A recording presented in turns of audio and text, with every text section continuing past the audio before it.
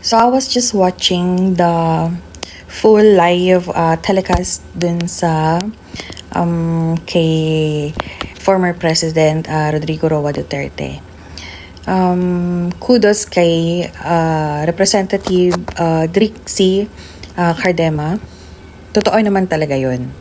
I myself, I was a victim of being molested by my uncle when I was 12 years old.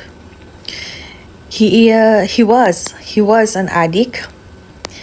Walang nangyari. Kasi pinagpasa Diyos ko na lang. Dumating ang time na madami akong naging kaibigang polis. Lalo na sa Intel, sa Invest, mga PD, yan. Through connections ng mother ko. I am so proud with ex-President Rodrigo Duterte because dahil dun sa Oplan Tokhang. Why? Ilang uncle ko ang drug user. Totoo yan. Naging pusher pa ang isa, nakulong. Which is, nung panahon na yon talagang madaming pinapatay na mga drug user and pusher. Ang pinagpapasalamat ko lang, ako, personal, mas mabuting nakulong kesa napatay. You know why? Kasi yung mga kapulisan dito sa Bataan, talagang may puso. Sisimulan ko dun sa father ko. Ako personal ang kumontak sa mga kaibigan kong nasa Intel at sinabi kong ang ama ko ay nababalitaan ko ay na mainit sa pulis. Ang sabi lang nila, the best thing you can do is let your father voluntarily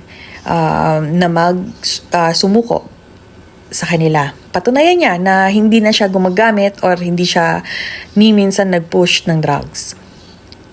What I did is, tinawagan ko yung father ko. Sabi ko, tiwala ka ba sa akin? Sabi niya, wholeheartedly. Dinala ko siya sa Camp Tolentino kay Colonel Buslig. Andun yung mga kaibigan kong Intel kaharap. Kinausap nila ang father ko. Sabi ko, sir, this is my father who wanted to clean his name. Isa lang ang sinabi nila. Ora mismo, kaya mo bang magpa-drug test? Sumagot ang tatay ko. 2 buwan na po akong hindi nagpupunta doon sa napapabalita ang mainit na lugar. At matagal na po akong hindi gumagamit. Inaamin ko po na dati po akong nalulong sa droga. Pero ngayon po ako ay nagbabagong buhay. Ora mismo, dinrug test ang father ko. Ang advice sa father ko, umuwi ka sa bahay nyo at ayusin mo ang pamilya mo. Ipanatag mo sarili mo.